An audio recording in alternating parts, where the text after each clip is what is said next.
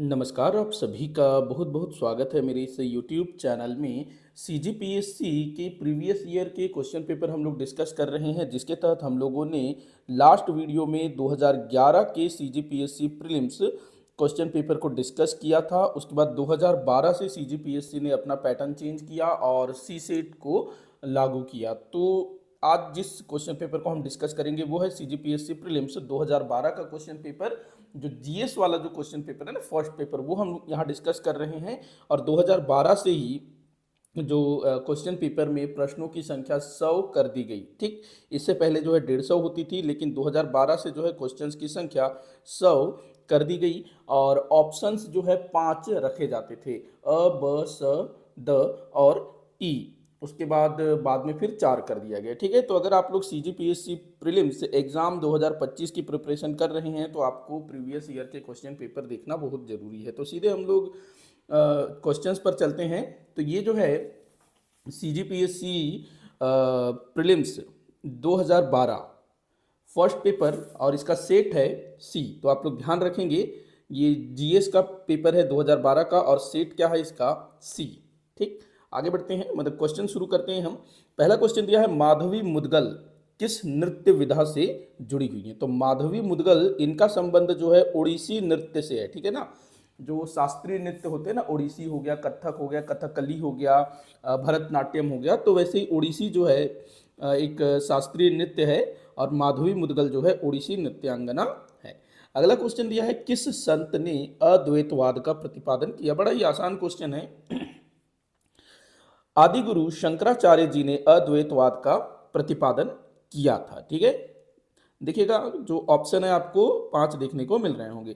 अगला क्वेश्चन है, दंडकारण्य परियोजना में सम्मिलित राज्य हैं। दंडकारण्य परियोजना, तो दंडकारण्य किसे कहा जाता है, तो भाई बस्तर को कहा जाता है दंडकारण्य। माफी चाहूंगा, दंडकारण्य जो है बस्तर को कहा जाता है। तो ये दक्षिण छत्तीसगढ़ से रिलेटेड कोई परियोजना होगी, तो इसको आप लोग बड़े आसानी से सॉल्व कर सकते हैं। ठीक, तो दक्षिण छत्तीसगढ़ से रिलेटेड ये परियोजना है, तो यहाँ पर भाई उत्तर प्रदेश तो कतई नहीं आ सकता। ठीक है, कर्नाटक हमारे छत्तीसगढ़ से लगा हुआ ही नहीं है। उसके बाद अगर हम बात करें तमिलनाडु, ये भी काफ़ी दूर है। ठीक, ये भी नहीं आ सकता। उसके बाद अगर हम बात करें आंध्र प्रदेश, छत्तीसगढ़, उड़ीसा, आंध्र प्रदेश का जो एरिया है वो दक्षिण छत्तीसगढ़ से लगता है, बस्तर क्षेत्र से। उड़ीसा का एरिया भी जो है बस्तर क्षेत्र से लगता है, और छत्तीसगढ़ तो है ही है, छत्तीसगढ़ का दक्षिणी भाग दंडकारण्य। तो आंसर क्या हो जाएगा आपका, ये। तो इस तरह से आप लोग जो है आंसर सिलेक्ट कर सकते हैं। अब यहाँ पर देखिएगा, केरल और तमिलनाडु का कोई संबंध नहीं हो सकता, उत्तर प्रदेश का भी कोई रिलेशन नहीं हो सकता। तो यहाँ आंसर हो जाएगा आंध्र प्रदेश, छत्तीसगढ़ एवं उड़ीसा, दंडकारण्य परियोजना। अभी मेरे ख्याल से यहाँ पर तेलंगाना भी आ जाएगा। अगला क्वेश्चन है, निम्न में से कौन सी श्रृंखला कश्मीर घाटी को सिंधु घाटी से अलग करती है। कश्मीर घाटी को सिंधु नदी घाटी से अलग करती है, तो आपको उसका नाम बताना है। तो ध्यान रखना, यहाँ पर आपका उत्तर हो जाएगा जो सीजीपीएससी ने लिया है, महान हिमालय। ठीक, महान हिमालय जो है महान हिमालय अर्थात ग्रेट हिमालय। ठीक, ग्रेट हिमालयन, ये जो है कश्मीर घाटी और सिंधु घाटी को अलग करती है। यहाँ पर एक नाम और याद रखेंगे, जो पीर पंजाल है ना, ये भी इन दोनों के बीच ही स्थित है। तो हम कह सकते हैं कि ग्रेट हिमालयन और पीर पंजाल, ये दोनों जो है कश्मीर घाटी और सिंधु घाटी को अलग करती है। ठीक, आगे बढ़ते हैं। भारत में स्थित प्राचीनतम समूह की चट्टान है। भारत में स्थित प्राचीनतम समूह की चट्टान कौन सी है भाई, बड़ा ही आसान क्वेश्चन है, आर्कियन तंत्र, ये जो है प्राचीन चट्टान समूह है। अगला क्वेश्चन है, मार्च 2013 में ब्रिक्स का 5वां सम्मेलन कहाँ आयोजित किया गया। तो ये जो है करंट अफेयर से रिलेटेड क्वेश्चन है। ठीक है, करंट क्वेश्चन है। तो ब्रिक्स का जो सम्मेलन है, ये कहाँ बुलाया गया था, डरबन में बुलाया गया था। खैर ये आप लोगों के लिए इंपॉर्टेंट नहीं है, आप लोग मुझे कमेंट करके बताइएगा कि अभी जो 2013 में ब्रिक्स का सम्मेलन, 2024 में ब्रिक्स का सम्मेलन कहाँ हुआ, ये आपको बताना है। तो आप जो है इस तरह के जो क्वेश्चन है करंट अफेयर के, इसको जो है ना स्किप मत करिएगा, इग्नोर मत करिएगा। आपको जो है इसी टाइप का क्वेश्चन देखना है करंट से रिलेटेड, कि भाई 2013 का पूछा है तो पूछ सकता है ना 2024 का, 2023 का, कि ब्रिक्स सम्मेलन कहाँ आयोजित किया गया। ठीक है, तो ये आपको करंट से जोड़ के चलना है। अगला क्वेश्चन है 60वें राष्ट्रीय फिल्म पुरस्कारों में सर्वश्रेष्ठ अभिनेता का पुरस्कार किन दो अभिनेताओं को दिया गया। तो ये वर्तमान का पूछा जा सकता है, ठीक है ना।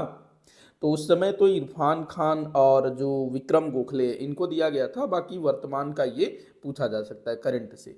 अगला क्वेश्चन है वर्तमान में भारतीय महिला क्रिकेट टीम का कप्तान किन्हें बनाया गया है। तो वर्तमान में कौन है भाई भारतीय क्रिकेट टीम की कप्तान, तो हरमनप्रीत कौर। तो उस समय भी यही थी और अभी मैंने सर्च किया तो अभी भी इन्हीं का नाम दिखा रहा है, ठीक। तो महिला हॉकी टीम की महिला क्रिकेट टीम की कप्तान है हरमनप्रीत कौर। आगे बढ़ते हैं, सही जोड़ मिलाइए। तो आपको सही जोड़ी मिलाना है, ठीक है ना। ये रहा आपके सामने क्वेश्चन, मैं एक बार देख लेता हूँ क्वेश्चन, आप लोग पढ़ लीजिएगा। दिया है कॉस्मोलॉजी, ये साइंस से रिलेटेड क्वेश्चन है, ठीक। कॉस्मोलॉजी, इकोलॉजी, एंथोलॉजी, उसके बाद पोमोलॉजी, न्यूरोलॉजी। तो इनको आपको जो है सुमेलित करना है, ठीक। सुमेलित करना है। इस तरह के क्वेश्चन बहुत पूछे जाते हैं। अब यहाँ पर मैंने क्या किया कि क्वेश्चन यहाँ पर मैंने दे दिया। अब इसका जो कूट है ना, ये आपको अगले स्लाइड में मैं दिखाऊंगा। क्वेश्चन अच्छे से देख लीजिएगा और आप वीडियो को पॉज करके इसका आंसर जो है निकाल सकते हैं, ठीक है। तो ये रहा आपके सामने कूट, आप जो है कूट को देख करके भी आंसर निकाल सकते हैं, ठीक है। चलिए हम लोग इसको करने की कोशिश करते हैं। मैं चाहूंगा कि आप लोग जो इसको सॉल्व करने की कोशिश करें। देखो, कॉस्मोलॉजी का मतलब होता है कॉस्मोलॉजी। आप लोगों ने एक सुना होगा कॉस्मो थ्योरी, ठीक। कॉस्मो थ्योरी जो कि ब्रह्मांड से रिलेटेड होता है, तो ये आप जो है कॉस्मोलॉजी इसको जोड़ सकते हैं। इकोलॉजी ये बड़ा सरल है। इकोलॉजी जो है पर्यावरण का अध्ययन किया जाता है, पर्यावरण से जुड़ा हुआ है। उसके बाद एंथोलॉजी, पोमोलॉजी, इनको चलिए आप नहीं समझ पाएंगे, थोड़ा कठिन हो सकता है, ठीक है, ठीक। न्यूरोलॉजी बड़ा सरल होगा। न्यूरोलॉजी जो कि चिकित्सा से संबंधित है, तो न्यूरोलॉजी स्नायु तंत्र, ये तंत्र होना चाहिए था, ठीक है ना। स्नायु तंत्रों का अध्ययन, न्यूरोलॉजी में स्नायु तंत्रों का अध्ययन। तो आप इस तरह से जो है कूट मिला करके अपना आंसर निकाल सकते हैं। देखो, अ का क्या होगा 3, ब का क्या होगा 5 और ई का 2। तो अ का 3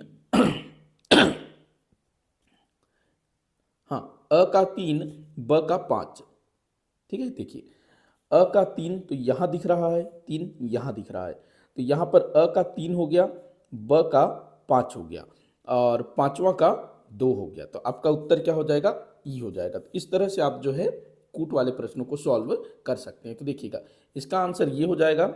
इसका हो जाएगा पर्यावरण का अध्ययन। एंथोलॉजी का मतलब होता है पुष्पों का अध्ययन, ठीक। एंथोलॉजी का मतलब क्या, पुष्पों का अध्ययन। पोमोलॉजी मतलब फलों का अध्ययन। न्यूरोलॉजी मतलब स्नायु तंत्रों का अध्ययन। तो आंसर क्या हो जाएगा, 3 5 1 2 3 5 1 4 2, ठीक। तो उत्तर हो जाएगा आपका ई, 3 5 1 4 2। ध्यान रखेंगे, अभी जो सीजीपीएससी है वो 4 ऑप्शन दे रहा है फिर से, ठीक। बीच में जो है ये 5 ऑप्शन देता था, उसको खत्म करके अब जो है ये फिर से 4 ऑप्शन देगा। अगला है माफी चाहूंगा, P A R A M एक उदाहरण है, ठीक। P A R A M F एक उदाहरण है, ये आपको बताना है, ठीक। अच्छा, एफ नहीं है, एक है, ठीक। P A R A M एक उदाहरण है। तो किस चीज का उदाहरण है, तो भाई ये जो क्वेश्चन है ना विलोपित हो गया था, ठीक है ना। ये क्वेश्चन क्या हुआ था, विलोपित हो गया था। वैसे ये क्या है, परम, परम जो है एक तरह का सुपर कंप्यूटर होता है, ठीक। लेकिन ये क्वेश्चन विलोपित हो गया था। अगला क्वेश्चन है, निम्न में से संविधान के किस भाग को सामान्य बहुमत से संशोधित नहीं कर सकते। किस भाग को सामान्य बहुमत से संशोधित नहीं कर सकते, तो इसका आंसर होगा राष्ट्रपति के निर्वाचन की प्रक्रिया, इसको जो है सामान्य बहुमत से संशोधन नहीं कर सकते। अगला क्वेश्चन दिया है, एक व्यक्ति अपनी नागरिकता खो देगा यदि, तो भाई कोई व्यक्ति अपनी नागरिकता किस आधार पर खो सकता है, तो देखिएगा पहला दिया है वह नागरिकता को स्वेच्छा से परित्याग कर दे, तो बिल्कुल इससे उसकी नागरिकता जो है समाप्त हो जाएगी, ठीक। उसके बाद दिया है सरकार उसकी नागरिकता वापस ले ले, ये भी ठीक है। वह स्वेच्छा से अन्य देश की नागरिकता ले ले, ये भी ठीक है। तो आंसर हो जाएगा आपका उपरोक्त सभी। मैं थोड़ा सा ब्रेक ले लेता हूं।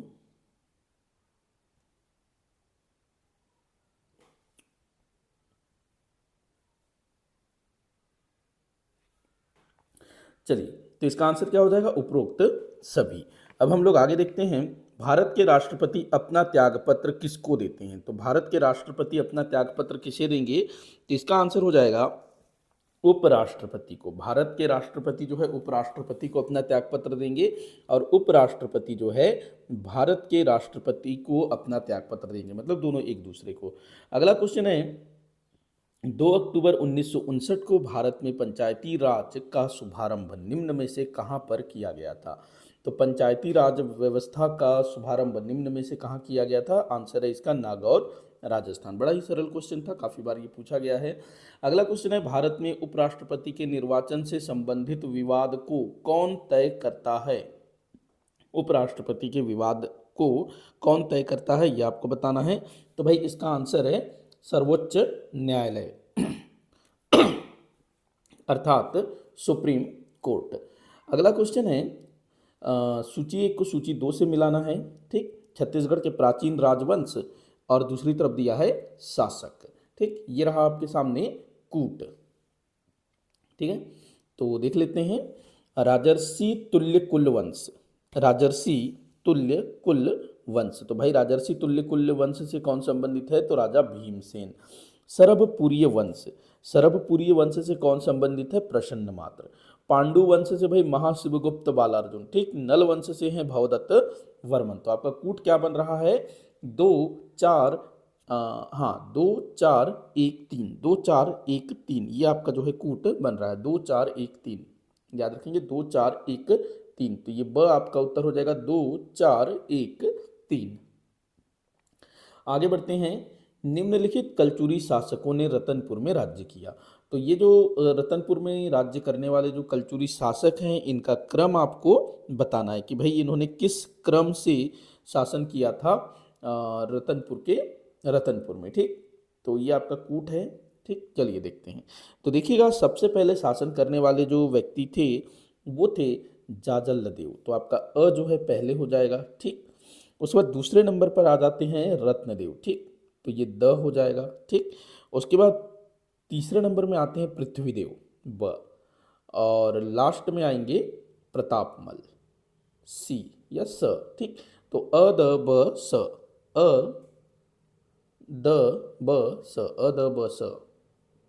चलिए देखते हैं, अ द ब स। अरे ये क्या हो गया?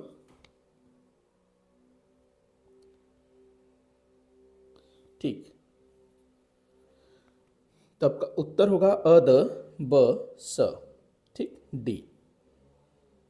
चलिए अब आगे बढ़ते हैं, निम्नलिखित में से कौन सा युग्म सुमेलित है? तो इनमें से कौन सा जोड़ी सुमेलित है, ये आपको बताना है।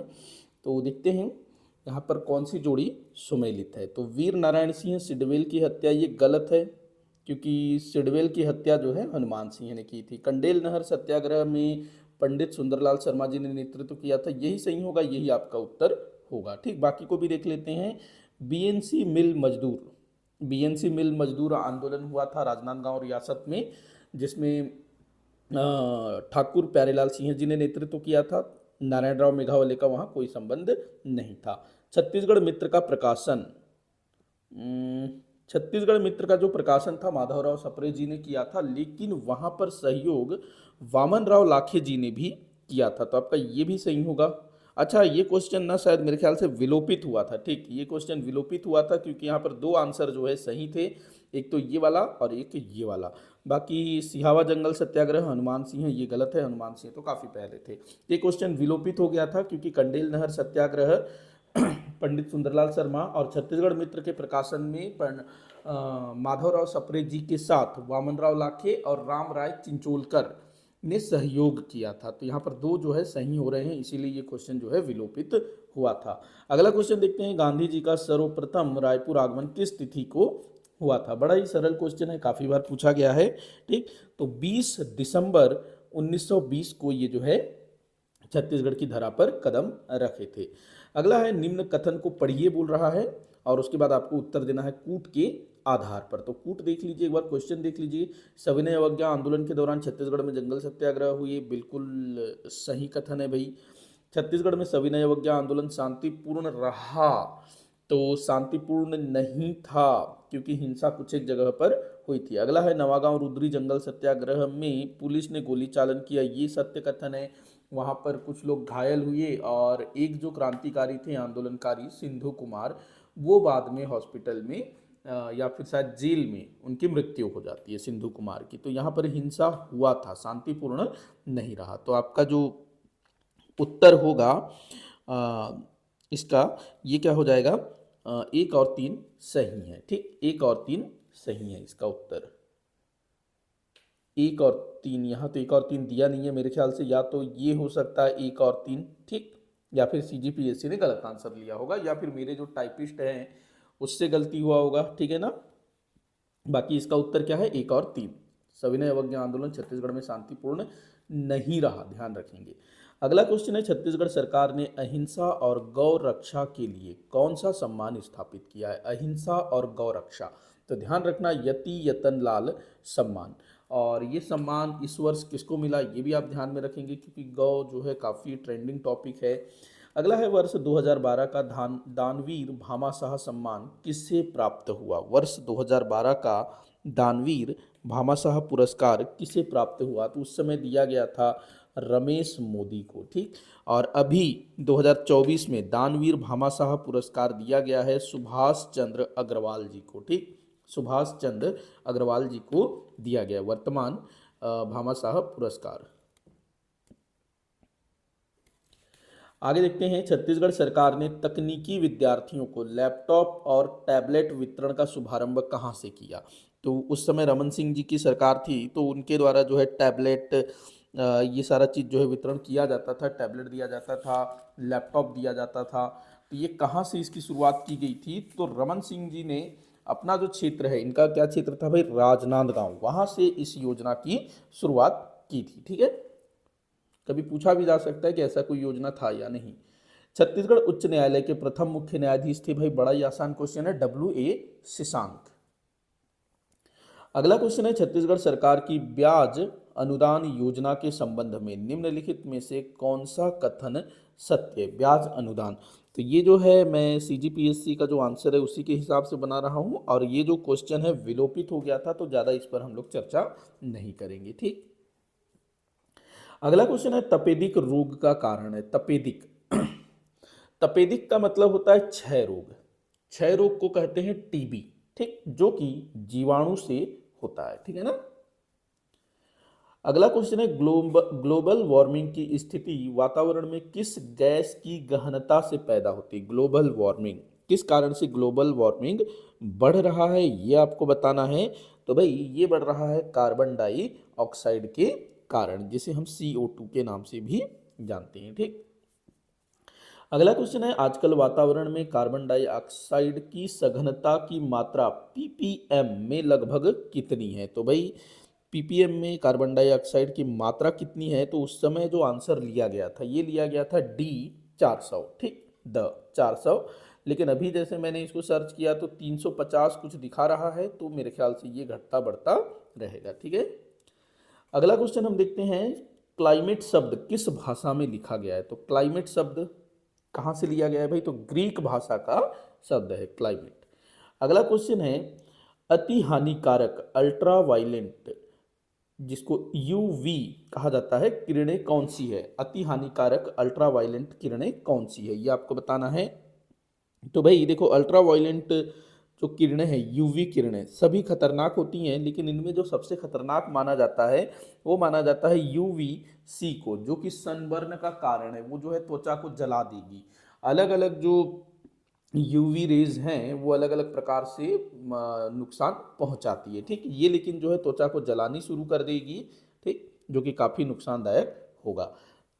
अगला क्वेश्चन है, छत्तीसगढ़ राज्य के मंत्रियों के वेतन भत्तों के संबंध में निर्णय के लिए कौन अधिकृत है।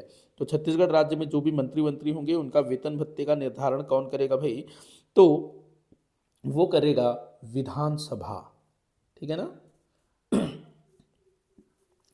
अगला क्वेश्चन है, विभाग जो छत्तीसगढ़ राज्य में किसी भी मंत्री के अधीन नहीं है। तो भाई ये क्वेश्चन भी आपको करंट से बन सकता है, ठीक है ना। करंट का क्वेश्चन हो सकता है, तो आपको बताना है कि अभी कौन कौन से विभाग किनके पास है, मुख्यमंत्री जी के पास कौन से विभाग हैं और कौन से विभाग किसी के पास नहीं है। तो ये आपको जो है अभी देखना होगा, ठीक। चलो आगे बढ़ते हैं। निम्नलिखितों में से छत्तीसगढ़ राज्य में कौन सा पद किसी भी व्यक्ति द्वारा वर्तमान में धारित नहीं है। तो भाई कौन सा पद जो है वर्तमान में किसी के द्वारा धारित नहीं है, ये पूछ रहा है उस समय के हिसाब से। तो देखिएगा उस समय में ना इसका जो आंसर लिया गया था वो था उप मंत्री। उस समय जो 2012-13 ये जो क्वेश्चन हम देख रहे हैं 2013 का, ठीक।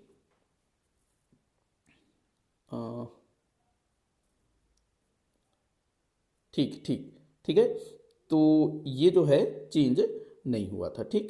मतलब उस समय का जो आंसर है वो था उप मंत्री, ठीक।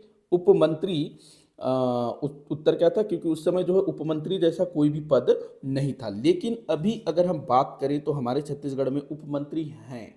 उप मुख्यमंत्री बनाया गया है ना अरुण साव और विजय शर्मा जी को, ठीक। तो यहाँ पर अभी अगर ये क्वेश्चन पूछा जाएगा तो आंसर क्या हो जाएगा, इनमें से कोई नहीं, जो कि यहाँ पर नहीं है, ये विलोपित हो जाएगा अभी के हिसाब से। तो अभी हमारे यहाँ उप मंत्री हैं, ठीक है। चलिए आगे बढ़ते हैं। छत्तीसगढ़ राज्य के विधानसभा का प्रथम सत्र कब संपन्न हुआ था। तो भाई छत्तीसगढ़ विधानसभा का जो प्रथम सत्र है ये शुरू हुआ था 14 दिसंबर सन 2000 से 19 दिसंबर 2000 के मध्य, ठीक है। आगे बढ़ते हैं। छत्तीसगढ़ में निम्नलिखित में से कौन सा जिला मुख्यालय नहीं है। बड़ा ही आसान क्वेश्चन है और इस तरह के क्वेश्चन बहुत पूछे जाते हैं। बलौदाबाजार जिला मुख्यालय है, जसपुर नगर भी जिला मुख्यालय है, कांकेर भी जिला मुख्यालय है, बालोद भी है।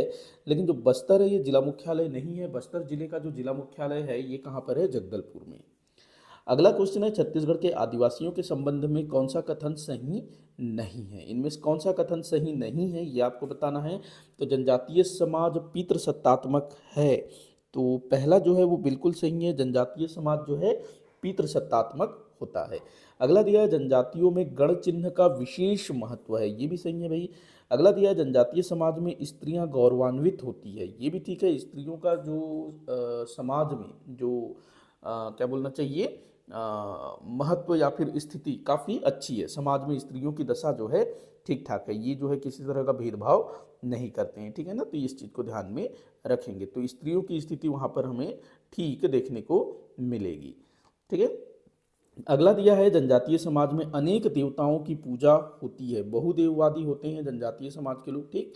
अगला दिया जनजातीय समाज मात्र सत्तात्मक होती है। भाई जब ये वाला सही हो रहा है तो ये तो गलत होगा ना, ठीक। मात्र सत्तात्मक नहीं होती है, पितृसत्तात्मक ही होते हैं। तो यहाँ पूछ रहा है कौन सा कथन सही नहीं है। तो भाई ये वाला कथन जो है सही नहीं है, तो आपका उत्तर हो जाएगा ई। अगला क्वेश्चन है, छत्तीसगढ़ राज्य औद्योगिक विकास निगम द्वारा प्रायोजित औद्योगिक विकास केंद्र रायपुर जिले में किस स्थान पर नहीं है। तो भाई इनमें से आपको उत्तर लेना है कि भाई कहाँ पर जो है ना ये औद्योगिक विकास केंद्र नहीं है। इस तरह से क्वेश्चन जो है पूछा जाता है, ठीक। इसका आंसर हो जाएगा डी, ठीक। डी औद्योगिक विकास केंद्र, ये जो भनपुरी राव भाटा है ना ये, बाकी जो है ना रायपुर में स्थित है, ठीक। बाकी जो उरला है, उसके बाद सिलतरा है, ठीक। उसके बाद ये भनपुरी राव भाटा भी रायपुर में है, ठीक है ना। और ये जो तीसरा है ये बिलासपुर में, यहाँ पर कोई दूसरा केंद्र है, ठीक है। यहाँ पर जो है औद्योगिक विकास केंद्र रायपुर में नहीं है, इसमें दूसरा चीज़ है जो मैं आगे बताऊंगा। आंसर यही लिया है डी, थोड़ा सा मैं इसमें डाउट हूँ, ठीक है ना, लेकिन सीजीपीएससी ने आंसर इसी को लिया है, द भनपुरी राव भाटा, ठीक।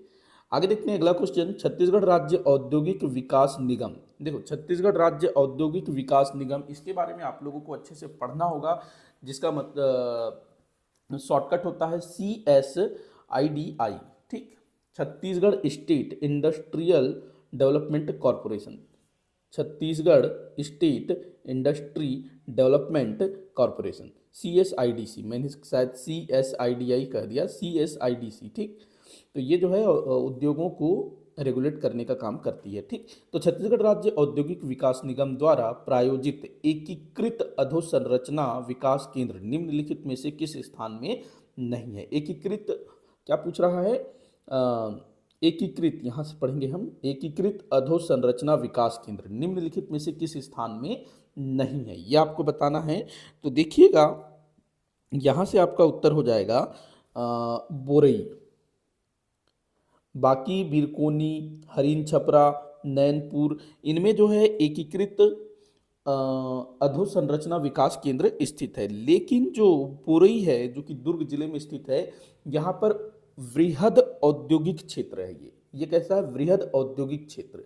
ये तो छोटे छोटे हैं, ये वृहद वाला है, ठीक। तो ये एकीकृत अधोसंरचना विकास केंद्र के अंतर्गत नहीं आएगा बोरई, ठीक। तो इस तरह से आप लोग जो है डिफरेंस करना समझिएगा, क्योंकि जो छत्तीसगढ़ के जो उद्योग हैं उनसे प्रश्न पूछे जाते हैं अभी भी, ठीक है। आगे बढ़ते हैं। निम्नलिखित में से कौन सा कथन छत्तीसगढ़ की कृषि अर्थव्यवस्था के संबंध में सत्य नहीं है? तो कृषि अर्थव्यवस्था के संबंध में कौन सा कथन सत्य नहीं है, इसको हम देखते हैं। पहला दिया है छत्तीसगढ़ की कृषि आजीविका प्रधान है। बिल्कुल सत्य है भाई, यहाँ की जो कृषि है आजीविका प्रधान है, क्योंकि जो किसान हैं वो बस अपने जीवन यापन के लिए जो है खेती करते हैं, न कि अनाज बेचने के लिए। हाँ, अभी जैसे धान का जो समर्थन मूल्य है काफ़ी बढ़ाया गया है, ठीक, और सरकार द्वारा जो है राशन वगैरह दिया जाता है, तो अभी लोग जो है फसल बेच रहे हैं, ठीक। अगला दिया है राज्य की अधिकतम जनाभार कृषि पर है, ठीक है, ये भी सही है। अधिकतर लोग कृषि ही करते हैं। कृषि में खाद्यान्नों की प्रधानता है, ठीक है। हमारे यहाँ कृषि में जो है ना खाद्यान्न ही प्रधान है। धान हो गया, मक्का हो गया, गेहूँ हो गया, जो खाने पीने की जो चीज़ें हैं वही हमारे यहाँ लगाया जाता है। कपास वगैरह बहुत कम होता है, ठीक। कृषि भूमि छोटे छोटे खेतों में बांटी हुई है, ठीक है, ये भी सही है। कृषि भूमि छोटे छोटे खेतों में बटा हुआ है। मेरे ख्याल से यहाँ जोत होना चाहिए था, चलिए कोई दिक्कत नहीं। प्रति हेक्टेयर धान का उत्पादन सर्वाधिक है। तो हमारे छत्तीसगढ़ में प्रति हेक्टेयर धान का उत्पादन सर्वाधिक नहीं है। तो आपका यही जो है ना सत्य नहीं है। पूछ रहा है ना कि कौन सा कथन सत्य नहीं है, तो ये वाला कथन सत्य नहीं है, तो आपका उत्तर हो जाएगा ई। अगला क्वेश्चन हम देखते हैं। सिंचाई के कोडार परियोजना छत्तीसगढ़ के किस जिले में है? बड़ा ही आसान क्वेश्चन है भाई। महासमुंद जिले में कोडार परियोजना, जिसे हम शहीद वीर नारायण सिंह परियोजना के नाम से भी जानते हैं। और जो कोडार परियोजना है ये कोडार नदी में है। कोडार नदी जो कि सूखा नदी की सहायक नदी है, और सूखा नदी जो है महानदी की सहायक नदी है।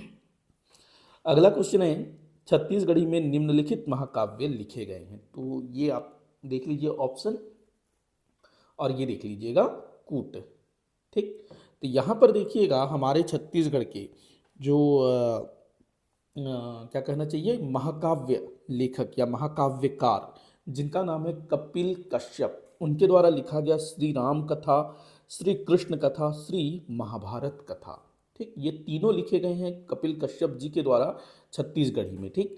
तो यहाँ पर आपका उत्तर हो जाएगा, यहाँ पर अ ब द स होना था, ठीक है ना, ये अ, ये ब स द ई, ठीक। तो यहाँ पर आपका उत्तर हो जाएगा अ ब स, ठीक है ना, पहला दूसरा तीसरा। एक बार और ध्यान रख लेंगे, श्री राम कथा, श्री कृष्ण कथा, श्री महाभारत कथा। अगला है छत्तीसगढ़ी नाचा के प्रवर्तक कौन थे? तो भाई छत्तीसगढ़ी नाचा के प्रवर्तक हैं दुलार सिंह मंदराजी, ठीक। काफ़ी आसान क्वेश्चन, काफ़ी बार पूछा गया है। अगला क्वेश्चन है, निम्नलिखितों में से कौन सा नृत्य छत्तीसगढ़ी लोक नृत्य नहीं है? बड़ा ही आसान क्वेश्चन है भाई। सुआ नृत्य हमारे यहाँ किया जाता है दीपावली के समय। पंथी नृत्य सतनामी समाज के लोगों द्वारा किया जाता है। चंदैनी नृत्य भी किया जाता है। राउत नाचा जो अहीर समाज है, यादव समाज, उनके द्वारा किया जाता है। लेकिन जो राई नृत्य है ये हमारे यहाँ नहीं किया जाता है। आप लोग मुझे कमेंट बॉक्स में बताइएगा कि राई नृत्य भारत के किस राज्य से संबंधित है, ठीक। अगला क्वेश्चन हम देखते हैं, तारे के लिए छत्तीसगढ़ी में जनउल्ला क्या है? तो जनउल्ला से रिलेटेड क्वेश्चन काफ़ी पूछा जाता है। मेरे चैनल पर आपको जनउल्ला से रिलेटेड काफ़ी सारे वीडियोस मिल जाएंगे, ठीक। तो जनउल्ला से रिलेटेड पहली आपको बताना है, ठीक। तो देखिएगा यहाँ पर हो जाएगा आपका 5 भाई के एक के अंगना, इसका मतलब होता है हथेली। ठीक, हथेली में 5 भाई मतलब 5 उंगली। ठीक, रात मा गरु दिन मा हरू, रात मा गरु दिन मा हरू, शायद ये भी हो सकता है क्या, रात मा गरु दिन मा हरू। ठीक, ज़्यादा मीठा मा कीड़ा पड़े, ये चलिए ठीक है। इसका जो आंसर होगा पर्रा भर लाई गगन भर छाई। ठीक, पर्रा भर लाई, पर्रा का मतलब परात, लाई मतलब मुरमुरा। ठीक, तो तारों को जो है मुरमुरा का संज्ञा दिया गया है। ठीक, अगला क्वेश्चन है लज्जित होना के लिए छत्तीसगढ़ी मुहावरा क्या है। लज्जित होना के लिए, ठीक, शर्मिंदा होना, क्या होगा इसका आंसर, तो इसका आंसर होगा दांत निपोरना। ठीक, दांत निपोरना लज्जित होना का मतलब है। अगला क्वेश्चन है छत्तीसगढ़ में सबसे अधिक अरण्य क्षेत्र किस वन का है। तो छत्तीसगढ़ में सबसे अधिक अरण्य क्षेत्र मतलब सबसे अधिक जंगल किस वन का है। तो देखो साल वन दिया है, सागौन दिया है, मिश्रित दिया है और बांस दिया है। अगर यहाँ पर मिश्रित है तो हम लगाएंगे मिश्रित वन को। ठीक है, मिश्रित वन जो है ना ज़्यादा है, अगर ऑप्शन में मिश्रित नहीं होता तो साल आपका उत्तर हो जाता। ठीक, अगला क्वेश्चन है निम्नलिखितों में से कौन सा राष्ट्रीय उद्यान छत्तीसगढ़ में नहीं है। बड़ा ही आसान क्वेश्चन है, इंद्रावती राष्ट्रीय उद्यान हमारे छत्तीसगढ़ में है। ठीक है ना, बीजापुर जिले में। उसके बाद कांगेर घाटी राष्ट्रीय उद्यान, ये बस्तर जिले में। गुरु घासीदास राष्ट्रीय उद्यान, ये जो उत्तरी छत्तीसगढ़ में, कोरिया सूरजपुर जिले में। ठीक, उसके बाद जो कुटरू है, हालांकि कुटरू, अच्छा ठीक है, कुटरू भी राष्ट्रीय उद्यान के अंतर्गत ही आएगा, इंद्रावती राष्ट्रीय उद्यान के अंतर्गत कुटरू गेम सेंचुरी। ठीक, जो काजीरंगा है ये हमारे छत्तीसगढ़ में नहीं है भाई, कमेंट करके बताइएगा काजीरंगा राष्ट्रीय उद्यान कहाँ स्थित है, किस राज्य में। अगला क्वेश्चन दिया है देश के खनिज उत्पादक राज्यों में छत्तीसगढ़ किस स्थान पर है। तो वर्तमान समय में किस स्थान पर है ये आप लोग बताइएगा मुझे कमेंट करके। ठीक, अगला क्वेश्चन है छत्तीसगढ़ में कोयला उत्पादन में कौन सा जिला प्रथम है। तो कोयला उत्पादन के मामले में हमारे छत्तीसगढ़ में हमेशा से टॉप पर कौन रहा है, कोरबा जिला। लौह उत्पादन में दंतेवाड़ा। अगला दिया है राज्यपाल राज्य के विधानसभा को संबोधित करेंगे। ठीक, ध्यान से पढ़िएगा, राज्यपाल राज्य के विधानसभा को संबोधित करेंगे संबंधी प्रावधान भारत के संविधान के किस अनुच्छेद में है। तो इसका उत्तर होगा 176, 176, आर्टिकल 176 में यह प्रावधान है कि जो राज्यपाल है वो राज्य के विधानसभाओं को संबोधित करेंगे। अगला क्वेश्चन दिया है जनगणना 2011 के अनुसार निम्नलिखित में से किन जिलों में महिलाओं की संख्या पुरुषों की संख्या से अधिक है। तो भाई ये 2011 के जनगणना के अनुसार दिया हुआ है, तो ये क्वेश्चन मेरे ख्याल से अभी भी बन सकता है। तो इसका आंसर होगा दंतेवाड़ा, बस्तर, राजनांदगांव। ठीक, लेकिन अभी जो है थोड़ा सा जो 33 जिले हो गए हैं उनके आधार पर आपको देखना होगा। अगला दिया है निम्नलिखित में से किस जनजाति को छत्तीसगढ़ सरकार ने विशेष पिछड़ी जनजाति में अलग से शामिल किया है। ठीक, विशेष पिछड़ी जनजाति, देखो हमारे छत्तीसगढ़ के 5 जनजातियों को केंद्र सरकार द्वारा विशेष पिछड़ी जनजाति का दर्जा दिया गया है, जिसमें एक तो अबुझमाड़िया आ जाते हैं, बैगा आ जाते हैं, बिरहोर आ जाते हैं, कमार आ जाते हैं और पहाड़ी कोरबा। ठीक, लेकिन 2 जनजातियों को छत्तीसगढ़ सरकार द्वारा विशेष पिछड़ी जनजाति का दर्जा दिया गया है, जिनमें से एक है भुंजिया और दूसरा है पंडो। तो ये नाम आप ध्यान में रखेंगे, पंडो और भुंजिया को छत्तीसगढ़ सरकार द्वारा विशेष पिछड़ी जनजाति का दर्जा दिया गया है। अगला क्वेश्चन दिया है निम्नलिखित में कौन सी जोड़ी सुमेलित नहीं है। इनमें से कौन सी जोड़ी सुमेलित नहीं है ये आपको बताना है। देख लेते हैं, छत्तीसगढ़ के संबंधित स्मारक और जिले दिया हुआ है। ठीक है, तो कौन सी जोड़ी यहाँ पर सुमेलित नहीं है वो हमें देखना होगा। तो देखिएगा,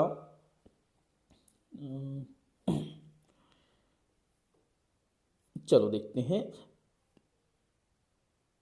ठीक ठीक, पहला दिया है कर्णेश्वर महादेव मंदिर समूह, धमतरी जिले में है। ठीक है, ये सुमेलित नहीं है, ये करना है ना। ठीक ठीक, सिद्धेश्वर मंदिर बलौदा बाजार भाटापारा। ठीक है, भाटापारा होना था, की मात्रा आएगा।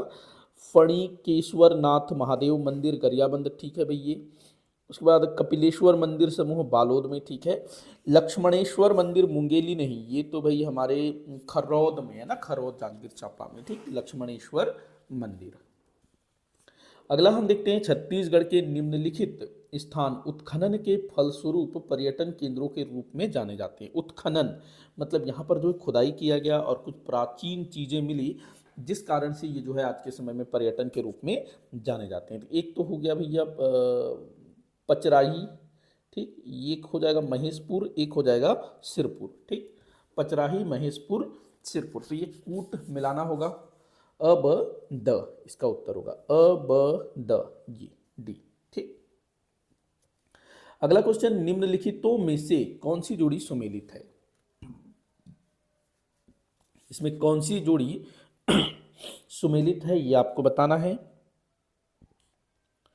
तो देखते हैं, पंडित सुंदरलाल शर्मा, इनकी रचना दान लीला, बिल्कुल ठीक है, यही आपका उत्तर होगा। कौन सी जोड़ी सुमेलित है ये आपको बताना है ना, तो यही आपका उत्तर होगा। मुकुटधर पांडे, हीरू की कहानी, ठीक है ना, ये सब जो है सुमेलित नहीं है। आगे बढ़ते हैं, साहित्य से रिलेटेड क्वेश्चन पूछा जाता है, ठीक है। मेरे चैनल पर आपको जो है छत्तीसगढ़ी साहित्य, साहित्यकारों से रिलेटेड वीडियोस, क्वेश्चन काफ़ी कुछ मिल जाएगा। अगला यह है, निम्न सूचियों को सुमेलित कीजिए। नीचे जो सूची दिया गया है इसको सुमेलित करना है। एक तरफ जो है जनजातीय विवाह दिया हुआ है, दूसरे तरफ जो है उनके वास्तविक नाम दिए हुए हैं। तो देख लेते हैं भाई, क्रय विवाह। तो क्रय विवाह को हमारे छत्तीसगढ़ में क्या कहा जाता है? क्रय विवाह को कहते हैं पारिंग धन, सेवा विवाह को कहते हैं लमसेना, अपहरण विवाह कहलाता है पायसुत्तूर, उसके बाद गंधर्व विवाह क्या कहलाएगा? पोटा, ठीक। तो आपका उत्तर हो जाएगा 1 2 3 4, 1 2 3 4, जो अ जो है आपका उत्तर होगा, अ अर्थात ए, ठीक है। अगला क्वेश्चन, निम्न कथन को पढ़िए, ठीक। इधर कूट दिया हुआ है, आपको बताना है, सही उत्तर चुनना है, कौन सा सही है ये आपने बताना है। देख लेते हैं, पहला दिया है, बस्तर की जनजाति में भतरा नाट प्रचलित है। जी हाँ, बिल्कुल भाई, भतरा नाट बस्तर अंचल में प्रचलित है। भतरा नाट की कथा वस्तु पौराणिक घटनाएं हैं। जी हाँ, भतरा नाट के सभी कलाकार पुरुष होते हैं। जी बिल्कुल, भतरा नाट में जो महिला पात्र हैं, या फिर हाँ महिला पात्र हैं, उनको भी जो है पुरुषों द्वारा ही निभाया जाता है, ठीक। महिला ही पुरुष बनते हैं। तो आंसर हो जाएगा 1 2 3 सही है, ठीक। तो यहाँ आपका उत्तर क्या हो जाएगा? ई। चलिए बढ़ते हैं अगले क्वेश्चन की ओर। निम्न में से कौन सी जोड़ी सुमेलित है? कि जनजाति एवं युवा गृह के संबंध में है, और ये जो क्वेश्चन है विलोपित हो गया था, ठीक है। क्यों विलोपित हुआ था मैं बताता हूँ आपको। देखो यहाँ पर जो है ना, अगर इसका राइट आंसर हम देखें तो होता उर्रांव धुमकुरिया, ये जो है सुमेलित है, लेकिन यहाँ पर जो है आंसर लगा दिया गया था इसको भी, गोंड घोटुल, ठीक। जो घोटुल है ये मुरिया जनजाति का युवा गृह है, ठीक है। धुमकुरिया जो है उर्रांव जनजाति का युवा गृह है, ठीक है। तो जो घोटुल है, जो कि मुरिया जनजाति का युवा गृह है, तो इसमें ऑब्जेक्शन ये लगाया गया था कि जो मुरिया जनजाति है वो गोंड जनजाति की ही एक उपजाति है। तो इस तरह से इसको माना जा सकता है कि गोंड जनजाति में घोटुल प्रथा प्रचलित है। भले पूरे गोंड जनजाति में ना हो, लेकिन गोंड जनजाति के एक उपजाति के रूप में मुरिया है, जिसमें घोटुल जनजाति घोटुल प्रथा का प्रचलन है। तो ये ऑब्जेक्शन लगा करके जो है इस क्वेश्चन पर दावा किया गया, जिस कारण से ये जो क्वेश्चन है विलोपित हो गया था, ठीक है। अगला क्वेश्चन है, बस्तर की परंपरागत शिल्प कला के प्रसिद्ध शिल्पकार कौन है? तो भाई बस्तर के प्रसिद्ध शिल्पकार उस समय के लिए जो आंसर लिया गया था वो था जयदेव बघेल, जिनका निधन हो चुका है, ठीक है। अगला क्वेश्चन है, अबुझमाड़िया आदिवासियों का प्रमुख पर्व है। अबुझमाड़िया जनजाति जिनका संकेंद्रण हमें नारायणपुर जिला में देखने को मिलता है, ककसार इनका जो है प्रमुख पर्व है, ककसार। बिलासपुर में भारत छोड़ो आंदोलन के नेता थे। तो भाई बिलासपुर में भारत छोड़ो आंदोलन के नेता कौन कौन थे ये आपको बताना है, ठीक। तो यहाँ पर आपका आंसर हो जाएगा, एक तो ठाकुर छेदीलाल जी थे, यदुनंदन प्रसाद श्रीवास्तव जी थे, राजकिशोर वर्मा जी भी यहाँ पर थे, ठीक। तो जयनारायण पांडे यहाँ नहीं थे, ठीक है। तो अ स द ये आपका उत्तर हो जाएगा, अ स द। अच्छा, यहाँ पर मेरे टाइपिस्ट से थोड़ी मिस्टेक हो गई, यहाँ पर उसने अब स लिख रखा है, और यहाँ पर जो है उसने क्या कर दिया, 1 2 3 कर दिया है, ठीक। तो यहाँ पर उत्तर हो जाएगा 1 3 4, अ स द, ठीक। आगे बढ़ते हैं। छत्तीसगढ़ के निम्नलिखित किन जिलों की सीमा दूसरे राज्यों को स्पर्श नहीं करती? इस तरह के क्वेश्चन जो है अब भी पूछे जाते हैं। तो आपको छत्तीसगढ़ के जिले, कौन से जिले किन राज्यों को स्पर्श करती है नहीं करती है, तमाम चीज़ें आपको ध्यान में रखना है। चलिए इसको करने की कोशिश करते हैं। तो देखिएगा, ये जो है उस समय के हिसाब से है। तो मतलब 2012 उस समय जिले बन चुके थे, ठीक है। 27 जिले हो गए थे। तो कौन से जिले दूसरे राज्यों को स्पर्श नहीं करते हैं? तो सरगुजा नहीं करता है 2012 के हिसाब से भी, ठीक है ना, क्योंकि सूरजपुर और बलरामपुर उस समय बन चुके थे, ठीक। उसके बाद यहाँ पर अगर हम देखें तो बेमेतरा भी स्पर्श नहीं करता है, जांजगीर चांपा भी नहीं करता है, लेकिन धमतरी जो है ये दूसरे राज्यों की सीमा को स्पर्श करता है। उड़ीसा से लगा हुआ है ना धमतरी। उसके बाद देखते हैं बालोद, ये एक किसी भी राज्य की सीमा को स्पर्श नहीं करता है, बेमेतरा भी नहीं करता है, कोरबा भी नहीं करता है, जांजगीर चांपा भी नहीं करता है। तो आपका उत्तर होगा यही, दूसरे राज्यों को स्पर्श नहीं करती है। तो उत्तर क्या हो जाएगा आपका? ब, ठीक। अब आते हैं फिर जसपुर की बात करें तो भाई जसपुर जो है झारखंड को स्पर्श करता है, ठीक। बाकी रायपुर, दंतेवाड़ा, दुर्ग ये जो है किसी राज्य को स्पर्श नहीं करते हैं। तो यहाँ पर जसपुर अलग हो गया, देख लेते हैं बाकी को भी, ठीक। सूरजपुर ये जो है मध्य प्रदेश को स्पर्श करता है, ठीक। राजनांदगांव भी मध्य प्रदेश को स्पर्श करता है। बीजापुर जो है अपना क्या कहते हैं, मध्य प्रदेश को, महाराष्ट्र को स्पर्श करता है बीजापुर, ठीक। महाराष्ट्र को स्पर्श करता है। महासमुंद जो है ये उड़ीसा को स्पर्श करता है। राजनांदगांव ये मध्य प्रदेश को, ठीक। बस्तर उड़ीसा को, बीजापुर जो है महाराष्ट्र को। तो यहाँ पर आपका उत्तर क्या हो जाएगा? बालोद, बेमेतरा, कोरबा, जांजगीर चांपा, ठीक। तो इनको कहते हैं भू आवेष्टित जिले, जो किसी दूसरे राज्य की सीमा को स्पर्श नहीं करते हैं, ठीक है। अगला क्वेश्चन, निम्नलिखित में से कौन सा भौतिक भाग छत्तीसगढ़ में सर्वाधिक क्षेत्र घेरता है? बड़ा ही आसान क्वेश्चन है भी। महानदी मैदान जो है सर्वाधिक क्षेत्र घेरता है। अगला क्वेश्चन दिया है, वर्ष 2011 की जनगणना के अनुसार निम्नलिखित में से किस जिले में नगरीय जनसंख्या का प्रतिशत सबसे कम है? नगरीय जनसंख्या का प्रतिशत सबसे कम है, कहाँ पर है ये आपको बताना है। इस तरह के क्वेश्चन जो है अभी भी बनते हैं, तो आपको जो है ध्यान में रखना है, ठीक। तो जो ऑप्शन दिया हुआ है उसमें उत्तर हो जाएगा कांकेर, ठीक। हालांकि मेरे ख्याल से कुछ दूसरा आना चाहिए, मुझे ऐसा लग रहा है, लेकिन जो CGPSC ने जो आंसर लिया है वो कांकेर लिया है, ठीक है, ठीक। मेरे ख्याल जसपुर भी हो सकता है। चलिए आगे बढ़ते हैं, आप लोग चेक कर लीजिएगा। अगला क्वेश्चन दिया है, निम्नलिखित सूची को सुमेलित कीजिए। तो सूची को सुमेलित करना है, देख लीजिए भाई, ये रहा सूची आपके सामने, एक तरफ जिला, दूसरा तरफ जनसंख्या का घनत्व, और ये रहा आपके सामने कूट, ठीक। तो मिला लेते हैं सूची को। तो जांजगीर चांपा का होगा 421, नारायणपुर का होगा 20। जनसंख्या का घनत्व देख रहे हैं तो नारायणपुर में सबसे कम जनसंख्या का घनत्व है, ठीक है। दुर्ग में होगा 391 और बिलासपुर में 322। तो आपका क्या उत्तर बन जाएगा यहाँ पर? 2 4 1 3, 2 4 1 3, ठीक। 2 4 1 3, तो आप लोग कूट में देख लीजिएगा 2 4 1 3। तो उत्तर क्या होगा? ब, 2 4 1 3।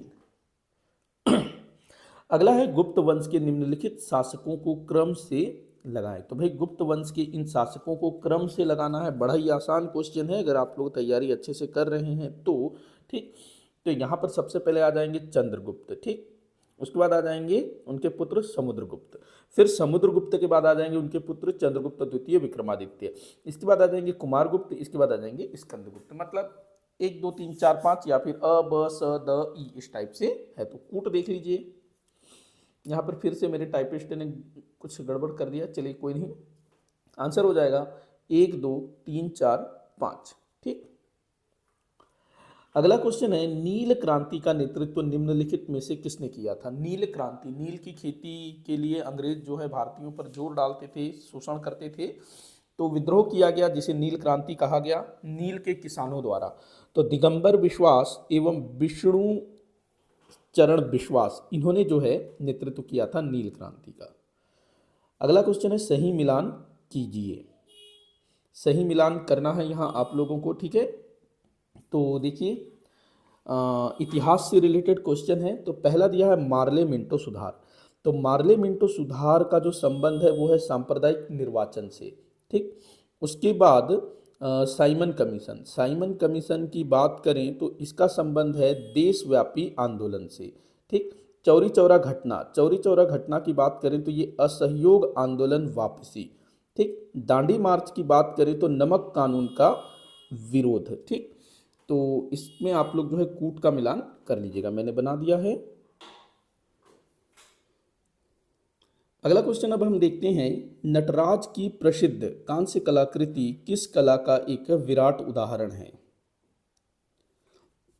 तो नटराज की प्रसिद्ध कांस्य कलाकृति ये जो है चोल कला की एक विराट उदाहरण है, ठीक। नटराज की कांस्य प्रतिमा जो कि चोल काल में बना हुआ था। अगला क्वेश्चन है किस वायसराय के काल में सफेद विद्रोह हुआ था। सफेद विद्रोह जो कि अंग्रेजों द्वारा किया गया था, जो ब्रिटिश सैनिक है ना उनके द्वारा किया गया था लॉर्ड कैनिंग के समय में, ठीक।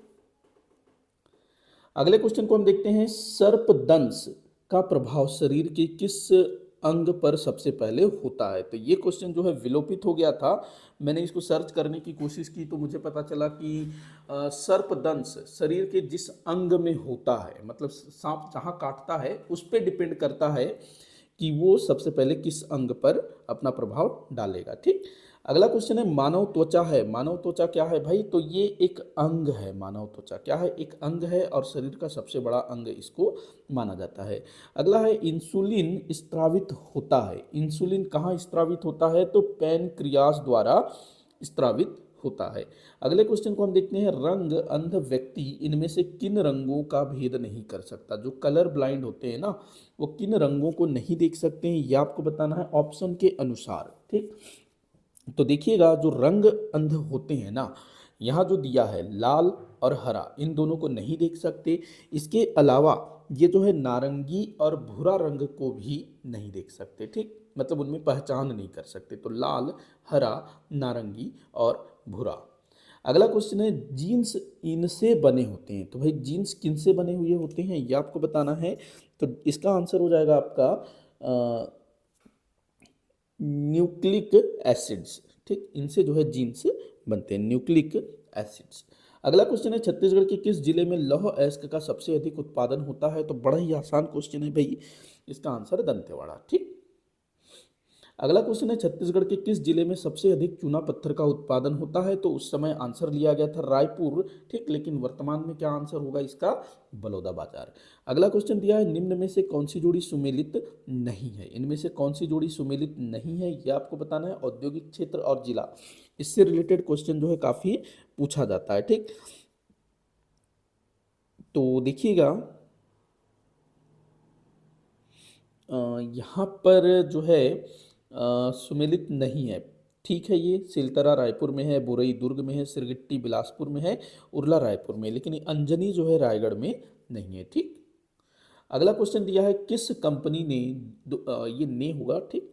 किस कंपनी ने 2004 में भारत एल्यूमिनियम कंपनी लिमिटेड अर्थात बाल्को, BALCO,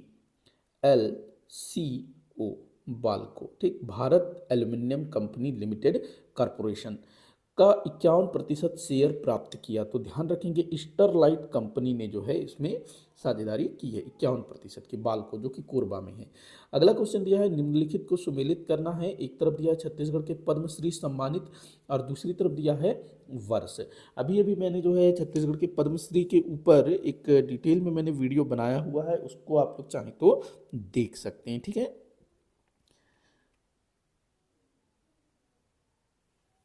चलिए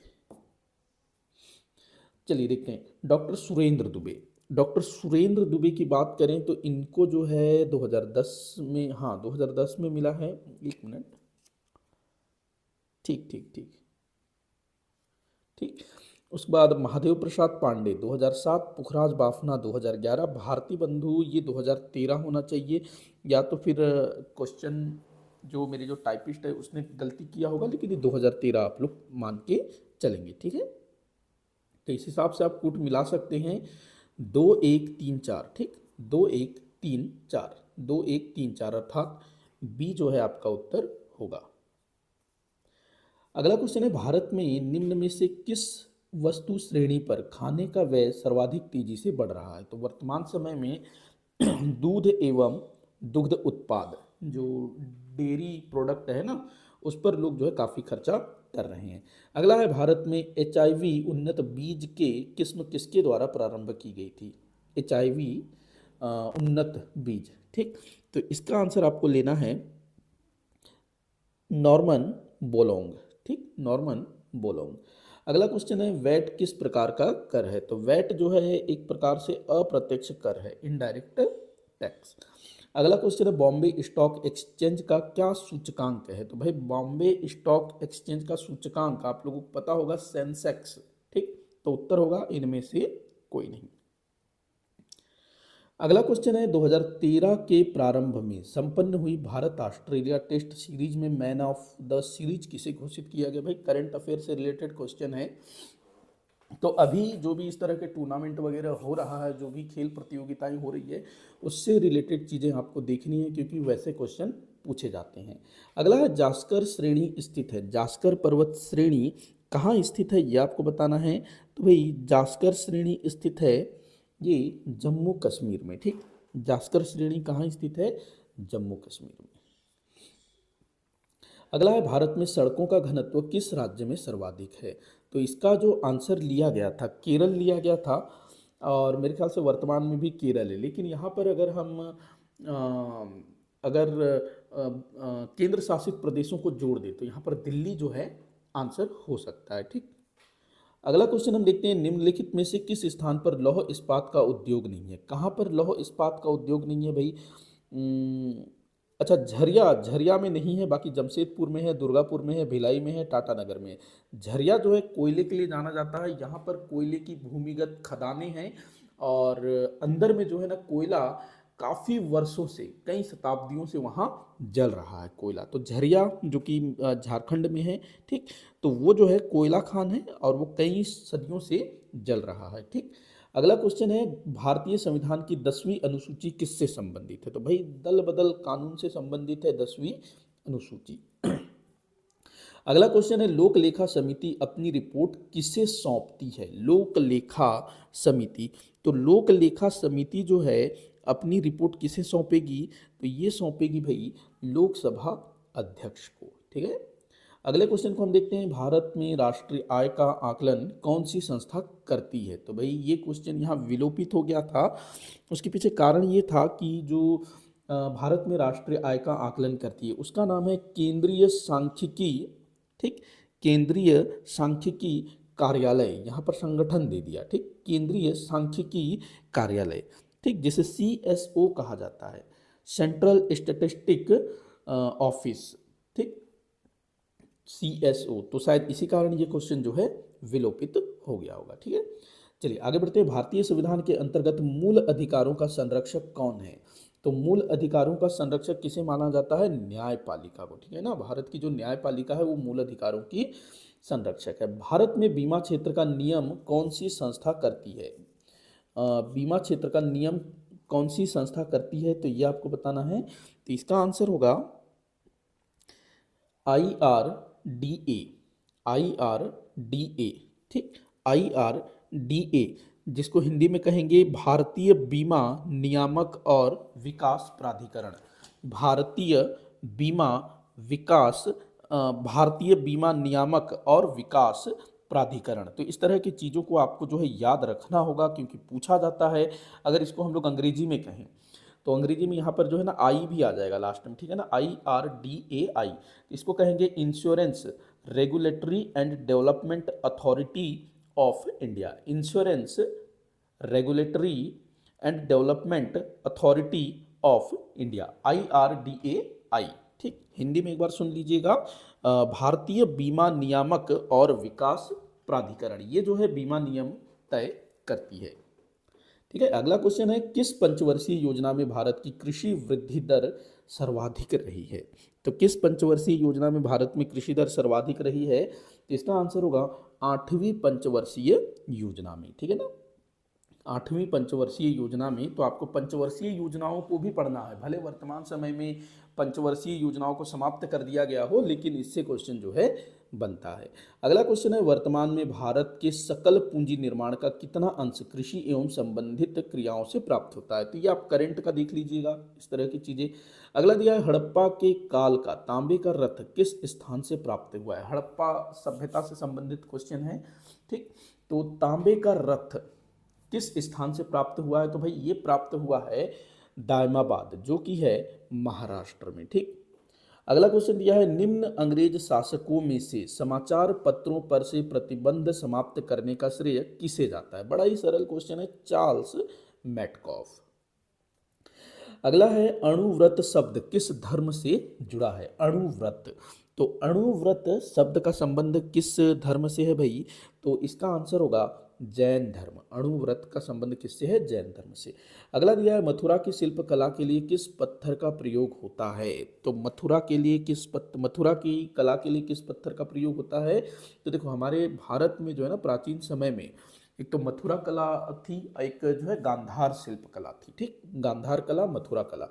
तो मथुरा शिल्प कला में इसमें जो है लाल बलुआ पत्थर को प्रयोग किया जाता था, इसको बोल सकते हो मथुरा लाल, ऐसे याद रख लीजिएगा। आखिरी क्वेश्चन, निम्न को सुमेलित करना है, ठीक। तो ये आपके सामने क्वेश्चन है और सामने कूट है, तो देख लेते हैं भाई। तो देखिएगा, सबसे पहला दिया है नंदी। नंदी जो है भाई शिव जी का सांड, जो शिव जी की जो सवारी है ना, वो नंदी है, ठीक। उसके बाद कल्प वृक्ष, ये स्वर्ग का वृक्ष माना जाता है। एरावत, एरावत ये दिव्य सफेद हाथी है। कामधेनु ये पवित्र गाय है। मेरे ख्याल से क्वेश्चन काफी आसान रहा होगा आप लोगों के लिए। तो 3 4 1 2 इसका उत्तर होगा, ठीक है ना। 3 4 1 2, 3 4 1 2 कूट दिया है कि कहाँ गया, 3 4 1 2 ये रहा, 3 4 1 2, तो अ जो है आपका उत्तर होगा। तो इसी के साथ आज का ये जो वीडियो है यहीं पर समाप्त होता है। इस वीडियो में हम लोगों ने सीजीपीएससी प्रीलिम्स 2012 की प्रथम प्रश्न पत्र जीएस अर्थात जनरल स्टडी या फिर सामान्य अध्ययन के प्रश्न पत्र को हम लोगों ने डिटेल में एक्सप्लेन किया। और मैं फिर से एक बार बताना चाहूँगा कि ये जो सेट है ये सी है। अगर आप लोग क्वेश्चन पेपर देखना चाहें तो देख सकते हैं। 2012 प्रीलिम्स फर्स्ट पेपर सेट है इसका सी, ठीक। तो मुझे पूरी आशा है कि आप लोगों को वीडियो अच्छा लगा होगा और अपनी तैयारी को अच्छे से आगे बढ़ाने में सहयोग मिला होगा। इसके बाद हम लोग 2013 के क्वेश्चन पेपर को भी डील करेंगे, फिर 2014-15 सारे क्वेश्चन पेपर मैं आप लोगों के सामने डिटेल में एक्सप्लेन करके लाऊंगा। हाँ, ये है कि 2011 का क्वेश्चन पेपर और 2012 के क्वेश्चन पेपर के बीच में थोड़ा सा गैप आ गया था, उसके लिए मैं माफ़ी चाहूँगा। लेकिन अब जो है सारे क्वेश्चन पेपर एक के बाद एक आते जाएंगे, जितनी जल्दी हो सके मैं इनको अपलोड करूँगा। तो वीडियो इतना ही, वीडियो में फिलहाल इतना ही। वीडियो को जितना हो सके उतना आप शेयर करिएगा, लाइक करिएगा, चैनल को सब्सक्राइब करिएगा। वीडियो को आखिर तक देखने के लिए बहुत बहुत धन्यवाद।